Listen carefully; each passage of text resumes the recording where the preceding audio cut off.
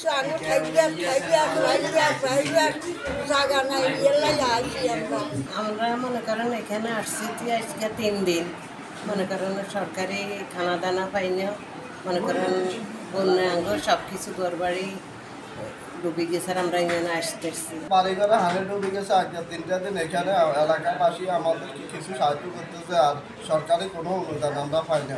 আমাদের এখানে বন্যা 2006 সালে যে বন্যা হচ্ছে বেশি বন্যা এখানে উঠি সব পানিতে মানুষ কেউ মানুষ কোনো আনাজনি আশ্রয় গেছে, কেউ কোনো মানুষ স্কুল কলেজে বিভিন্ন জায়গায় চলে গেছে। এখন আমরা এরকম অবস্থাতে আছি, আমাদের এলাকার কোনো মেম্বার কোনো চেয়ারম্যানে কোনো দিতেছে না। স্কুলে আসছি, স্কুলেও কোনো খানা পিনা সরকার থেকে আমরা কোনো সহযোগিতা পাইতেছি না।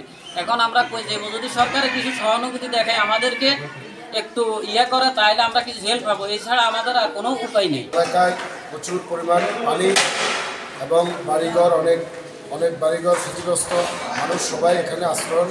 আমরা এখানে স্কুল নোয়াখালী হাই স্কুল খুলে দিয়েছি। এখানে আজকে 3 দিন ধরে আমরা সবাই এলাকার উদ্যোগে এখানে কোনো সরকারি কোনো অনুদান আসে নাই। আমরা এলাকার উদ্যোগে সবাই স্বেচ্ছাসেবী সবাই মিলে একসাথে মিলিজুলি আমরা সবাই এখানে সব কাজ করতেছি।